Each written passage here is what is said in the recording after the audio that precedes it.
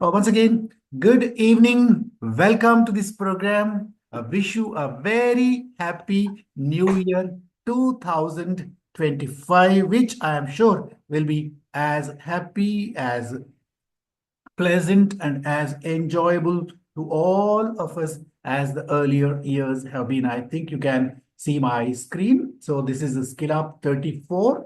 And we have so far had 33 episodes of this program. As I told you repeatedly in the past, this program had some very simple objectives when it was visualized. We wanted to keep ourselves occupied and continuously on the pedals to learn further and upskill ourselves. That was one idea. There are about 90 LCIPs in Isame area, and all these 90 LCIPs have created an opportunity for ourselves to further grow. And at the same time, we also wanted to share whatever we know, whatever we have, whatever we are good at, to share with others so that this will benefit everybody, not only just FDIs, ALIs, but every passionate lion, sometimes even non-lions. When the topics are neutral, when they are not relevant to lions alone, I share this link with non-lions also. And when they are relevant only to lions, I don't share the link with them. So sometimes we get some 5%, 10% non-lions attending this program. These are the episodes that we had in the last year, 2023-24. As you might see, the first episode of SkillUP Series 1, Item 1 was we had our past international director, Sunil Kumar, as the speaker. And again, during this year, the first episode also again had Lion Sunil Kumar as our speaker. And perhaps he's the only LCIP, only past international director who has come to us both as a chief guest and also as a trainer. I don't think any other LCIP has come to us as a chief guest and speaker both. So this is the list of the SkillUP 2.0 episodes that we have so far had. So this is the schedule today. Then Dr. Lakshmi Murthy is going to make a presentation about situational leadership, and our past international director, Len R. Sunil Kumar, is going to be our chief guest today. Like every time, we start this program with reading out the code of ethics. We have some 4 very senior and very passionate lions from our district, women lions from our district to read the code of ethics.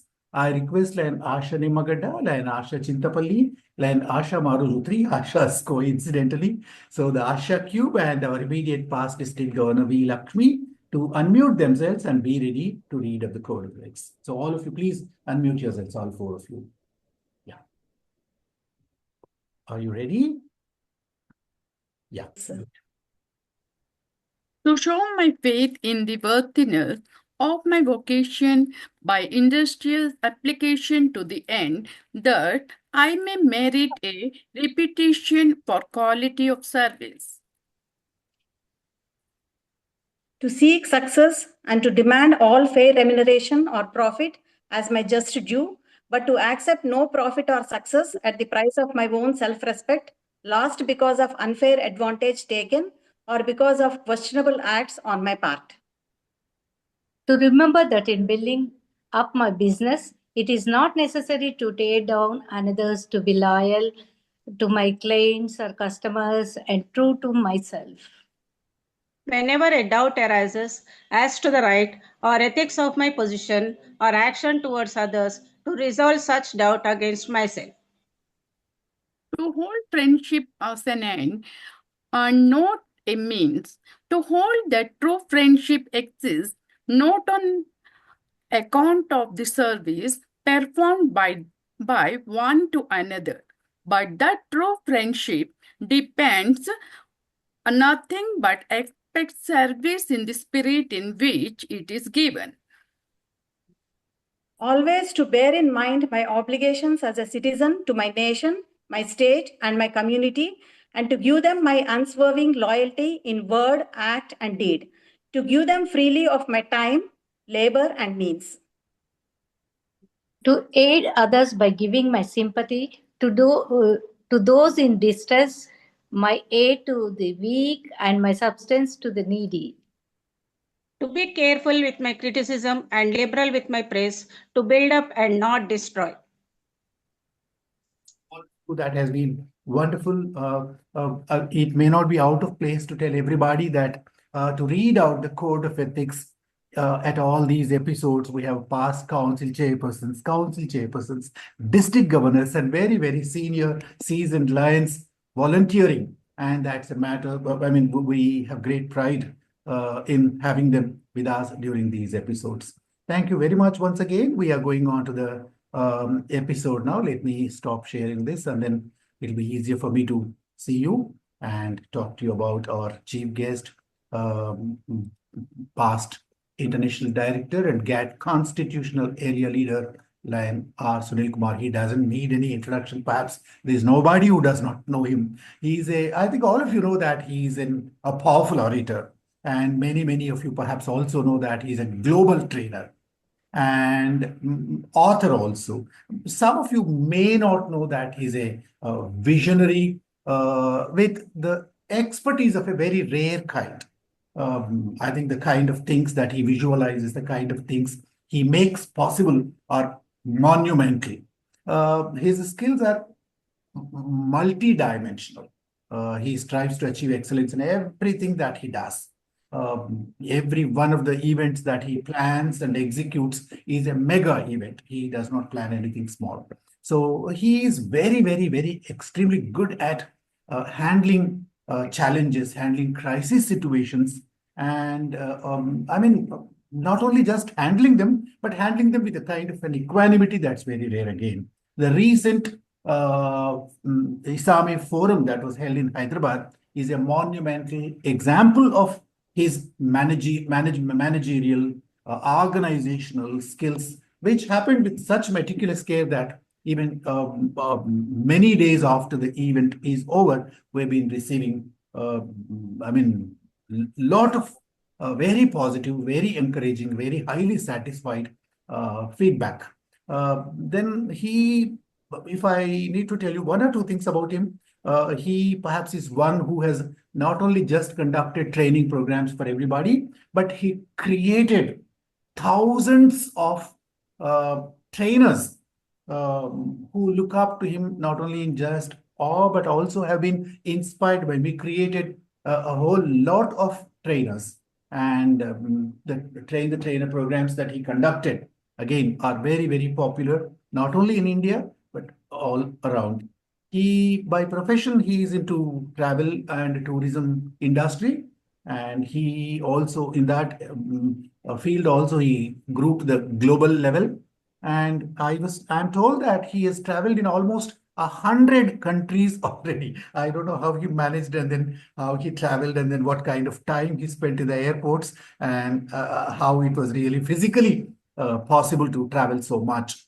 I think perhaps I don't need to tell you about the awards that he won, the recognitions that he has won, and the books that he has written, the leadership programs that he held. All these perhaps everybody knows, and then listening to him perhaps is a greater pleasure than listening about him. So I invite past international director and GAT constitutional area leader, Lion R. Sunil Kumar, to address us and also declare this episode as inaugurated. Thank you very much, Lion nagaRAJU, for those words of praise. You've been very kind. And when I'm with our own lions, and particularly in an arena where we are all interacting to identify areas of skilling up our levels, this is one of my most passionate areas, I must say, within and beyond Lionism. And I truly believe that programs like these are actually a huge boon to a lot of lions who are willing to come forward and mutually learn with other lions. One thing that it is strikingly impressive about your SkillUP series is the manner in which you engage more lions to not merely invoke, but even share with the others the Lions Code of Ethics, something that was done during the 70s when I was a member of Leo Club. I don't remember a single meeting of Leo clubs those days which did not have the exercise of reading the code of ethics. So on one hand, we had the Leo pledge. On the other hand, we had the flag salutation. And the third vertical was at every meeting, the code of ethics was loudly read out by another Leo. So 3 Leos were engaged in every single meeting. And when I see our Lions doing the same thing now, it straight away brings me back to those 70s when I grew up as a Leo, and a very holistic approach to my development in life I would attribute is because of those days as a Leo. Dear friends, truly delightful it is to be amidst you today and to launch this very interesting subject, situational leadership. Situational leadership is amongst the leadership series a style that is very dear to me because it helps us to take care of 2 verticals in Lionism: people and situations. A lot of theory or books that you go through on situational leadership merely focus on people. But the real challenge of situational leadership is a leadership that is delivered depending on the situation in hand. You must have heard of the phrase that is very often used: different strokes for different folks. Different strokes for different folks. It actually is all about assessing the levels of people you lead.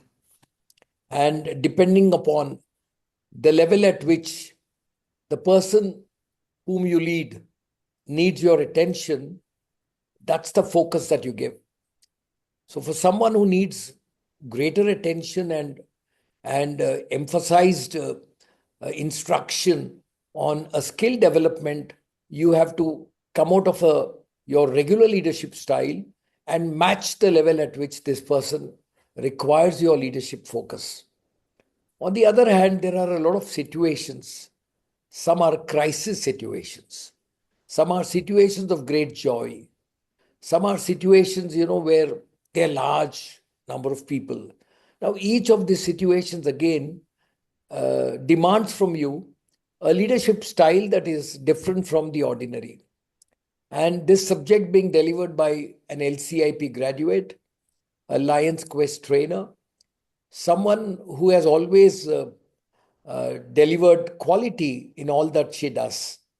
Even at the recent Isame forum, like nagaRAJU was talking about, I must say I was very impressed with the small assignment that we gave to her. She took it so well and delivered it so well.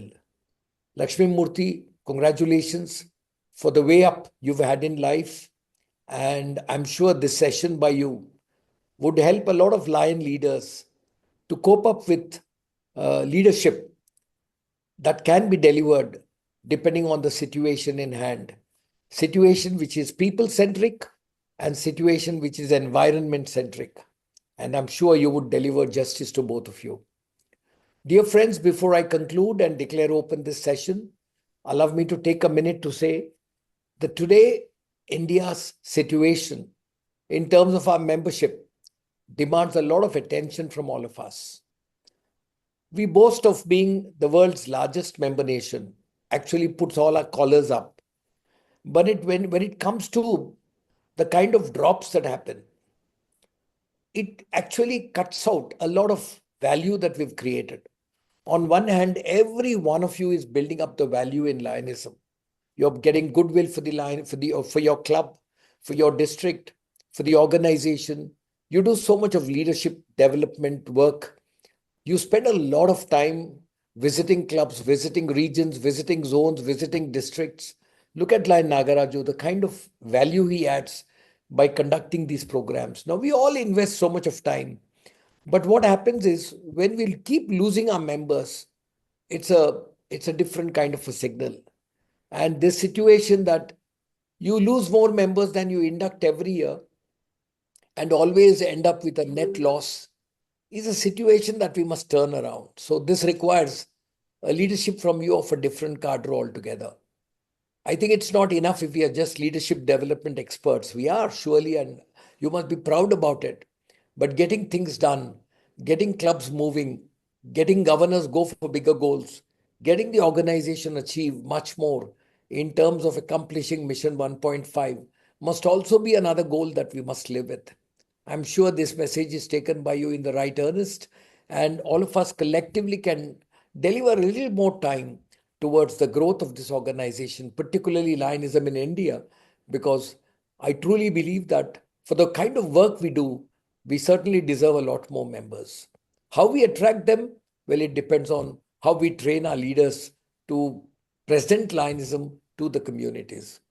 With these few words, once again, thanking nagaRAJU and all of you for this wonderful opportunity, allow me to declare this SkillUP session on situational leadership open and wish you all the very best, Lakshmi Murthy. Thank you very much. Thank you, Past International Director Sunil Kumar, for your motivational words and also for the note that you have struck about this situational leadership, and also thank you for giving us a call to take care of the membership growth. That is a very, very important and demanding area, and all of us need to begin looking around for people whom we can invite into the organization and strengthen our clubs and our districts and our association. Thank you very much for those inaugural words. I now invite Dr. Lakshmi Murthy, an LCIP. You might be, I don't know if you have ever come across a person who is a triple postgraduate. Personally, I have never come across anybody like that. She is a postgraduate in biochemistry, biotechnology, in business marketing, and also in counseling psychology. She is a triple postgraduate. And again, surprisingly and coincidentally, she is a triple doctorate also. She is a doctorate in, again, biotechnology. She is a doctorate in I think she has been awarded a doctorate for her community work with women, underprivileged women. She is a 28-year-old professor, 28 years as a professor, and for 16 years she has been a corporate trainer. At the district level, I think she has held almost every important position. I have recently seen her as the district cabinet secretary. Earlier, she was the district GLT coordinator. Now, I think she is in charge of the marketing. And in every position, she has done outstandingly well. On the professional side, she manages an organization called OJUS, which trains people, which counsels, and also helps people with behavior correction. I think she has been doing tremendous work there. As our chief guest, Sunilji, has already pointed out, she is a Lions Quest trainer. But again, she has achieved some unique excellence in that area also, because again, I don't know if there is any other Lions Quest trainer who has done all the 3 modules of the 5th edition. SFG, SFA, and SFC.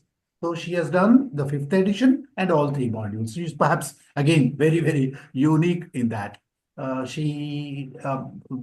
remember she did a online television program. She telecast a live program for school students to conduct a live quiz, and which was a very, very, very popular program those days, week after week. So it drew more than maybe 10,000-15,000 students from different schools participating in that.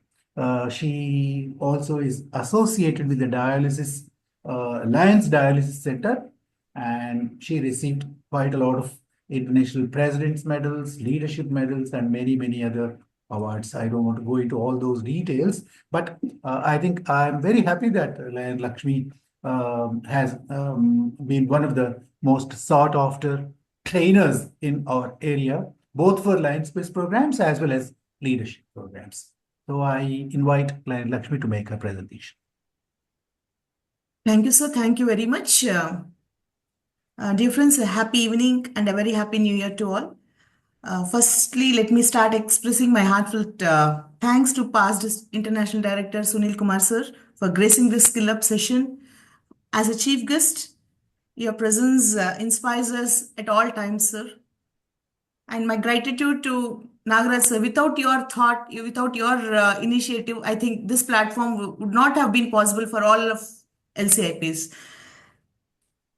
Both of these leaders, both Sunil sir and nagaRAJU sir, have been instrumental in shaping my journey as a trainer. They have guided me, each of them in their own style, a unique style of them, which I am today. And as said by our Sunil sir, all of us need to take charge of the situation now, needs to work modifying our strategies. And today's topic, situational leadership, will definitely help us to open a new page to draft a design of our own clubs, districts to achieve this magic accomplishment of 1.5. Quickly going into this situational leadership, let me ask something. Have you ever found yourself leading a group where one approach was perfectly fine for one of the person but fell flat with another person? It happens. Or imagine that you are leading a team on a critical service project. One team member is a seasoned lion, very confident and efficient. Another is a newcomer, eager but unsure. Would you lead both of them in the same way? The answer, of course, is no. Leadership isn't one size that fits to all. It's about adapting, shaping your approach to the unique needs of the moment and to the individuals. And today, my session objectives would be talking about what leadership is, as we all know. What are the major leadership theories and how is situational leadership different from them? What are the core competencies, aspects which are important in a situational leadership? What are the 4 styles of the situational leadership and what are the benefits we get when we are with the situational leadership? How is that benefiting our organization? The first, leadership. What is leadership? Can you all put onto the chat box? What do you mean? What is leadership for you?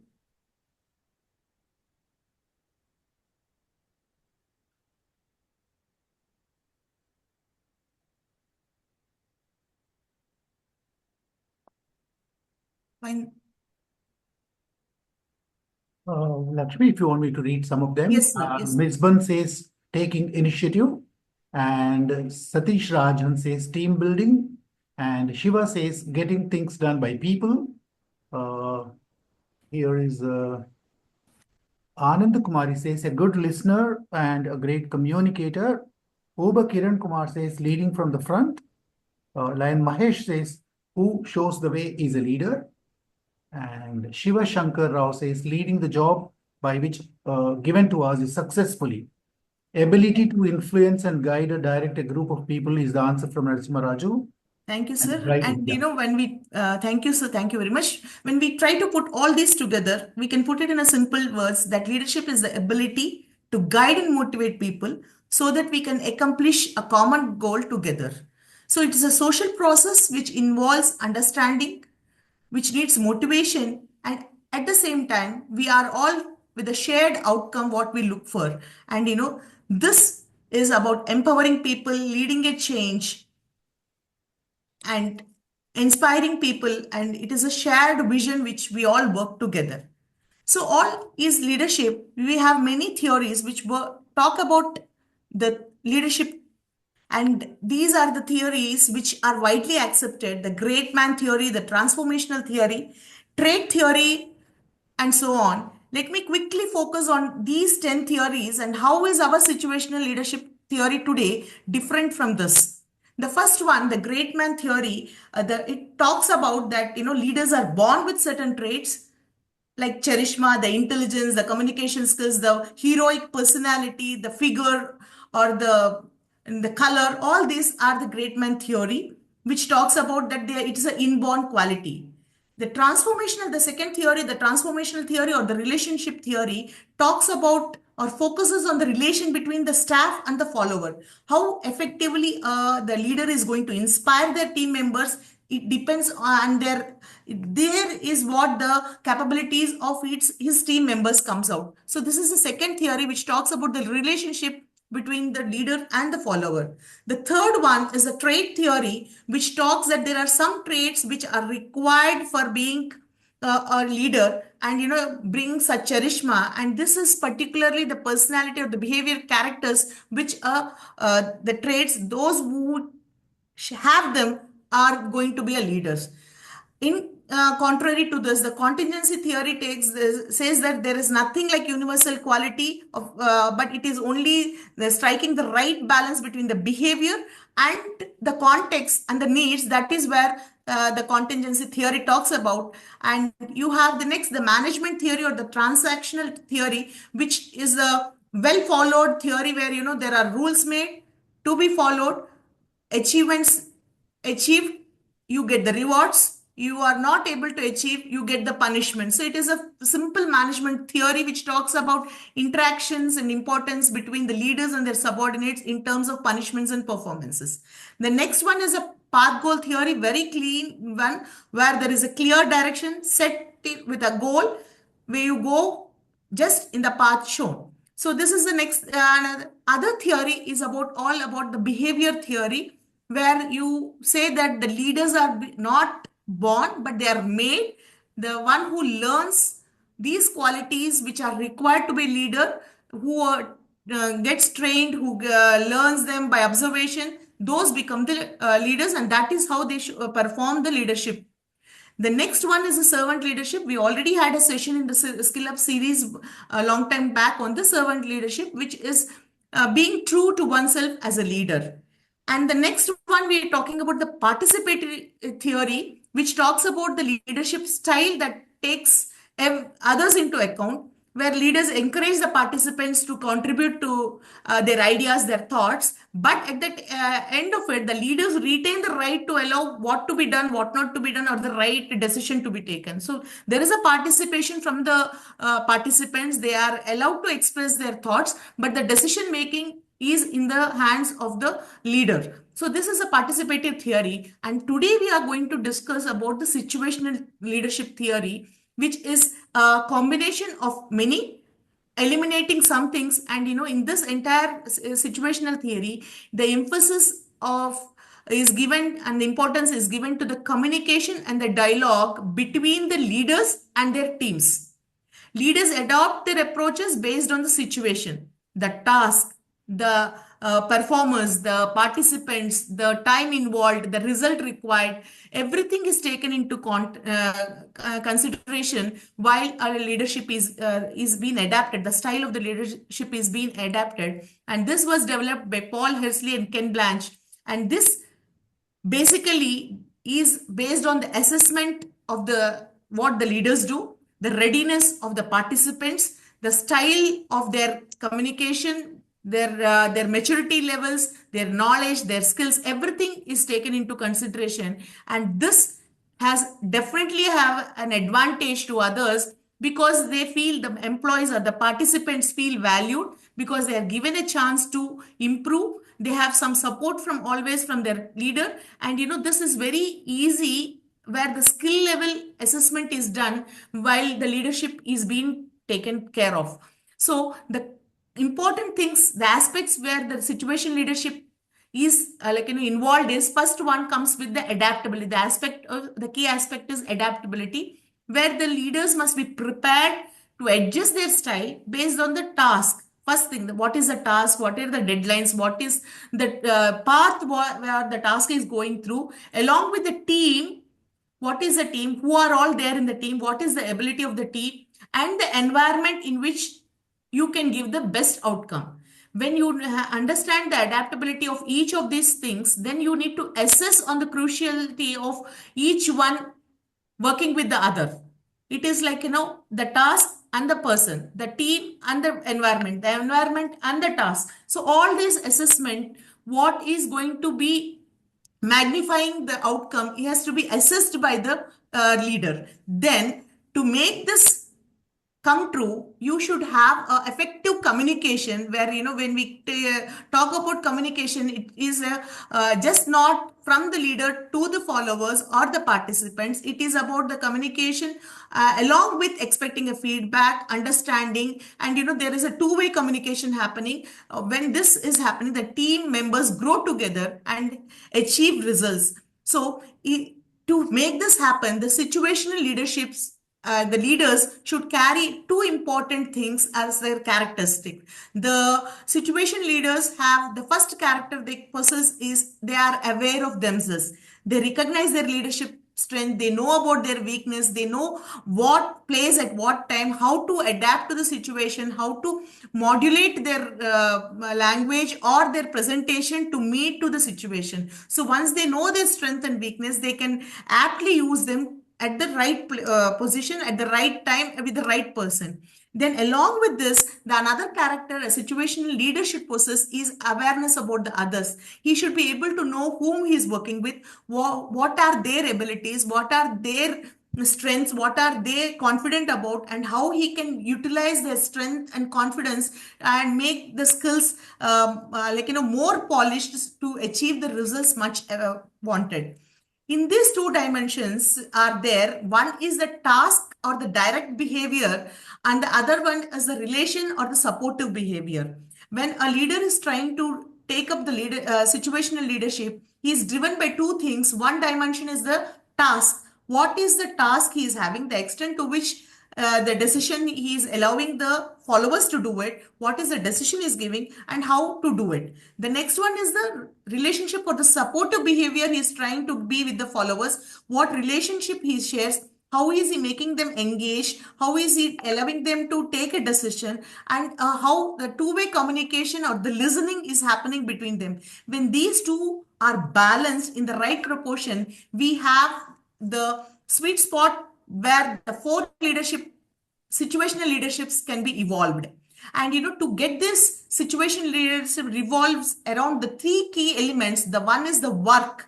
The work talks about the analysis. The situation leader should be able to initiate with a thoughtful analysis that what is the work, how to accomplish that, what are the different subunits of the work, how to accomplish, who can do which job is the priority, and how we have to go ahead, and how it has to be assigned. The work is the first key element the leader has to think about. And the next one is the follower.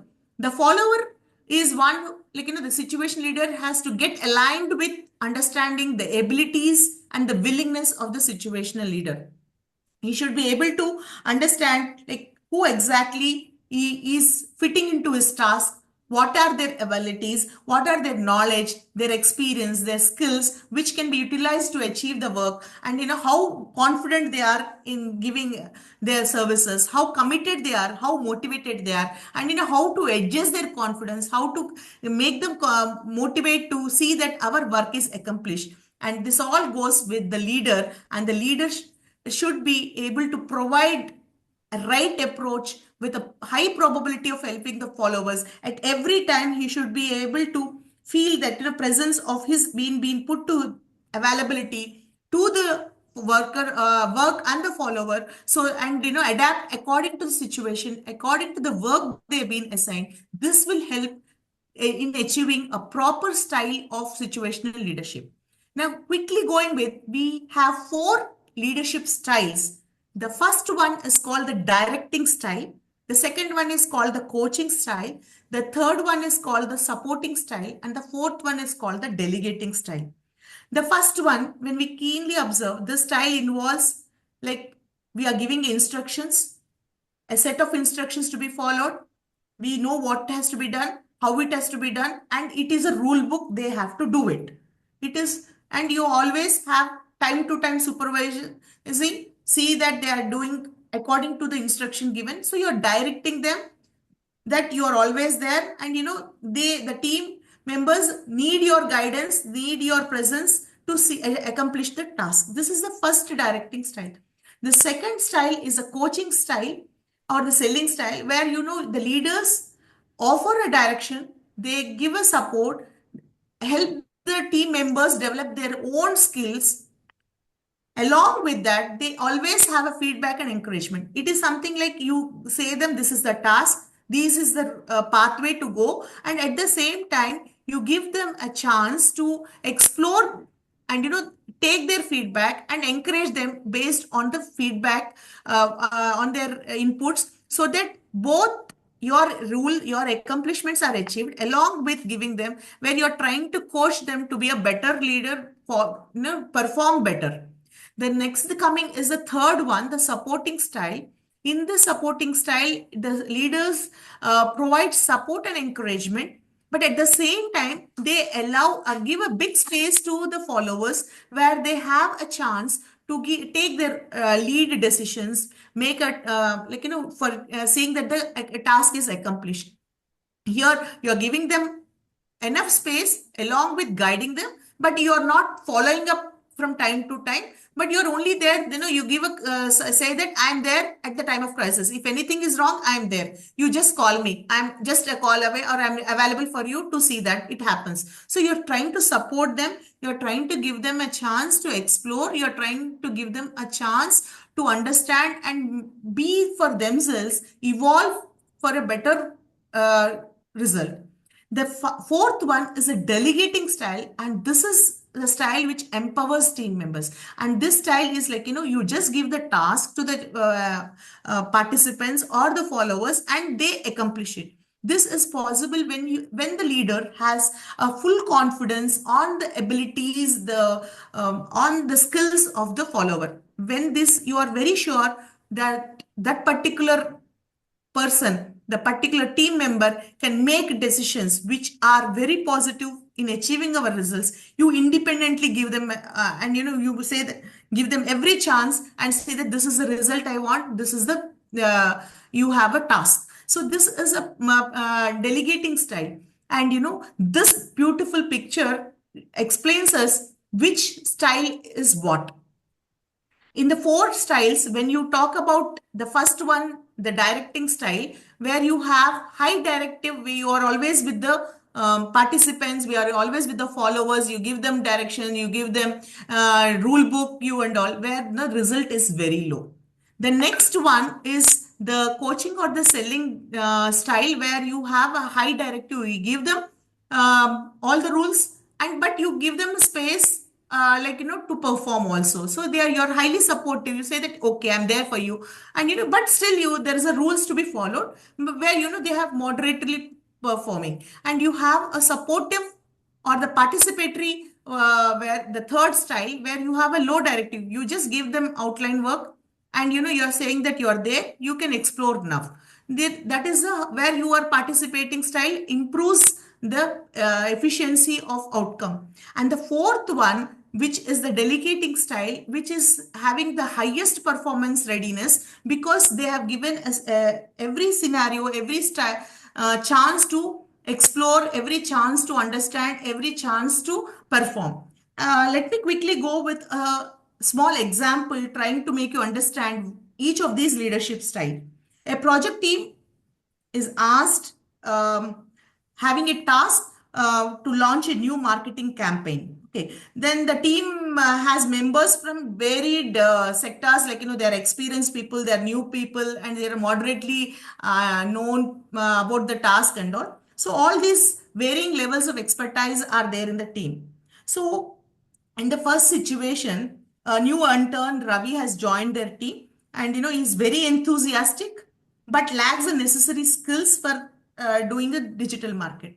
Then what you do as a leader, you try to give him a directive, you give him give him one instruction step by step how to do it, you give them an outline task, and based on the task you give the outlines you give, Ravi starts working on that particular marketing tool or the digital marketing, whatever is assignment, and he starts understanding, goes with the competitors. He tries to understand the competitors campaigning, and with the shared input you given, the template you given, he starts working on it, and slowly he tries to gain knowledge on it. And during this process, you as a leader are always available for him, checking him whether he is on the right track, whether your communication, your instructions are received correctly, and he is trying to go it in the right path or not. This first thing is the leadership style one, where you are telling them, you are having this. The next one is another leadership where you have the coaching or the selling style, where you have another team member called Shravya, okay, who is moderately experienced. She has a small knowledge, but she has the low confidence levels to take up an assignment. For at such conditions, what as a leader, you try to talk to her, you give her inspiration, saying that you are capable of doing it, you have done wonderful things before, and I am there, let us sit together, work on it, and let us together have bring this campaign out or the work done. So this will give a moral support, and that the motivation is made to the Shravya, and she starts working, she be performing, and you try to be blending with the feedback as well as encouraging her and giving a feedback at whenever it is required. This is in a second style of selling or coaching style. Then the third one, with an example to go ahead, in the same project, you have another person called Ahmed, who is a skilled team member working on the campaign for quite long, but he is confident in his abilities, but he is can I go? Can I do it? Should I do it? He's stuck at times. And this particular thing, you don't need to give him directives how to do it, but you always say that I am there for you wherever you're stuck. I'm there. So that supportive, sir, this is the design I've done. Is this okay? This is how the person approaches and seeks the leadership, to guide him through. So here you're only like a support so that he performs by himself, but you are there, that psychological support is there for him, which will direct him to participate and perform. The fourth one is an important one, an interesting one, is a delegating style of leadership, which talks about low direction as well as the low supportive. If you have one senior member in the team who is like an expert in the project, who has been handling this such projects or such works for quite some time, for that particular person, as a leader, you need not give her any direction. You need not say her, this is how to do this, don't do this, this is the rule book. But you can directly depend on that particular person, saying that this is our plan, this is what we need, and this is the end result we are expecting. So now you can carry on with your work. This is a delegating style where you have confidence, and in this four different styles, we have with the same task, the same team members, the same set of goal, but each one is being handled in a different way. That is what our situational leadership talks. Situational leadership talks about diagnosing the situation, the willingness, the ability of the follower. Along with that, it talks about the communication, the communicating the leaders, communicating with the followers, and aligning with the assessment, and adapting and adjusting to the behavior of the situation and the follower. And along with all this, advancing and progressing towards performance. These are the four competencies or the four steps employed in a situation by a situational leader to achieve. While you are trying to develop situational leadership skills, you can get these skills through different training programs. You can get these skills through different mentoring and coaching programs. You can always have a self-assessment and continuous improvements, try to work where I'm going, which is the abilities going and all. And again, you can always go with the feedback and evaluation. And every session of our SkillUP goes with all this. We have going with the training programs, we have the mentoring and coaching happening, where you are trying to assess and you continuously try to improve. Each time you try to come up with different style of presentation. Whenever as a leader or a performer or like in a narrator. At every stage of the learning, you are trying to look at all these four stages, and this is how even the situational leadership works on. And when you look at the benefits of the situational leadership, it is amazing. It has its own language of performance, because the work is taken care, the follower is taken care, the situation is taken care, the competencies are taken care, everything is taken care. So it is having its own language of performance. And it is multi-dimensional, because you're just not looking at one thing, you're looking at the time, you're looking at the task, you're looking at the ability of the team members, you're looking at each one's interest, motivation, and communication, and your leadership, your involvement. So it has a multi-dimensional influence. And it is a task specific, because for each task, how you approach, whom you approach, and how you handle each person is different. So it is a typecasting employees versus a specific measure of performances. Again, it comes back to it is also helping to bring a behavioral change. Once they start understanding their ability, once you guide them to get their polish their skills, then their behavior changes, they get confidence, their performance increases, they get motivated, and the quality of employee development accelerates along with the pace of the work performance also. And all this teaches leaders to accurately interpret and effectively respond to their environment. You try to get a relationship with each one of them, you get to connect with each one of them, and that is the environment, healthier environment, where success is driven. And practical implication, it is both at the leadership development and the organizational impact. This situational leadership has an importance, where where a range of behavioral corrections, range of situational dynamics can be addressed by this particular at the leadership development. That is why we have wonderful courses on my lane, which talks about conflict resolution. We have delegation, such wonderful courses, SWOT analysis, which talks about leadership development. And at the organizational impact, as we were started saying that, now at the club level, at the district level, we all can work on how and what situation we are going through, how can we achieve 1.5, how can we modify our service, how can we bring our greater impact, how can we make the brand more prominent, available, accessible, and get that 1.5 mission accomplished.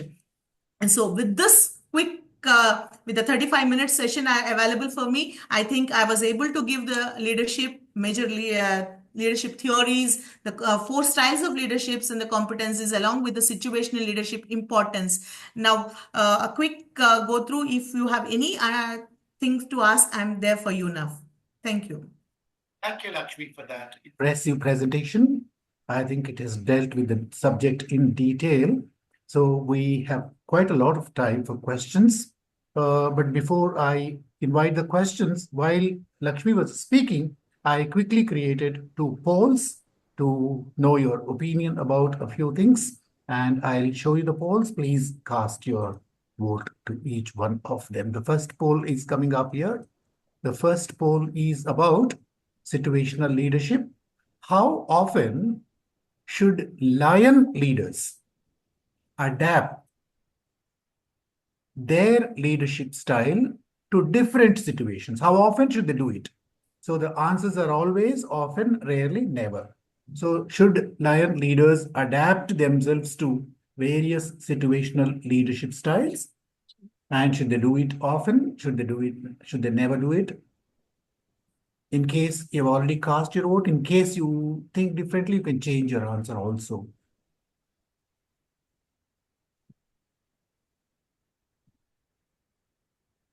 So the possibilities are lion leaders should always adapt themselves to various situational leadership styles. They should once in a while do it. They should rarely do it. They should never do it. So I've received some 71, 72 responses so far. I'll wait for another 60 seconds to show you what the result is. For those who are yet to vote, the question is how often, how frequently should lion leaders, in the case of our voluntary service organizations, should we adapt ourselves to various leadership styles? Okay, I'm closing the poll now. We have received 79 responses so far. I'm sharing the results with you. Yeah, a very, very, very large majority of us, and as was expected, have given their opinion that lion leaders must always adapt their leadership style to the situations, and they must be very good with that adaptation technique. So I'm very happy. Luckily, nobody has said never. Right. Thank you very much. I have another quick poll. This is again, question is, what kind of situational leadership style do you prefer your district governor to demonstrate? Suppose you are in a certain district and your district governor, you would like your district governor to demonstrate this situational leadership style. So do you want that directing style, coaching style, or the supporting style, or the delegating style, or a combination of all four of them? This is your expectation from your district governor. What kind of situational leadership style do you prefer to see in a Lion's district governor? Yeah. Combination of all the four. You can give your choice.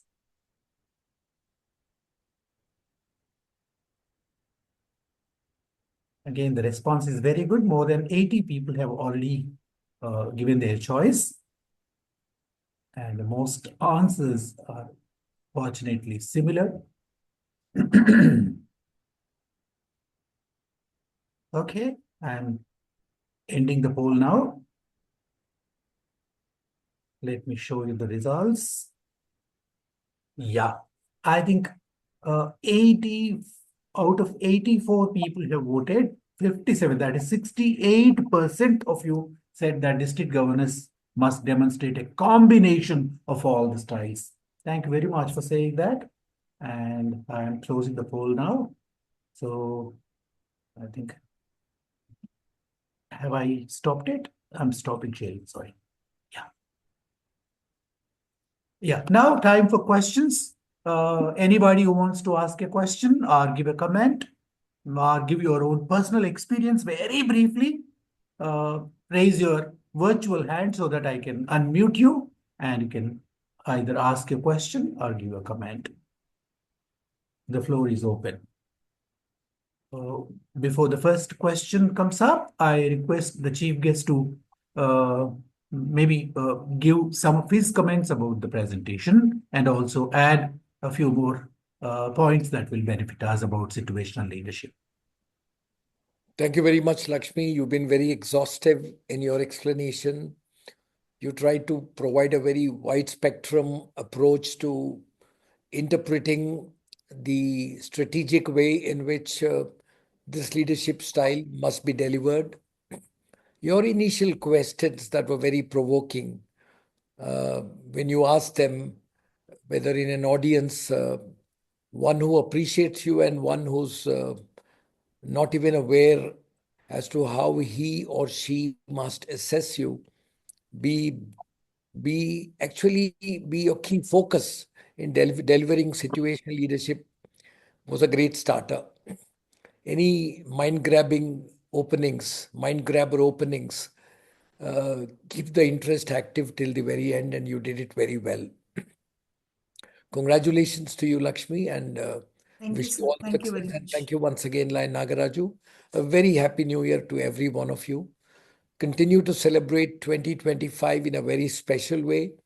It's already been said that 2025 is the lucky number 9. So we wish you a lot of luck to every one of you. God bless. Thank you very much.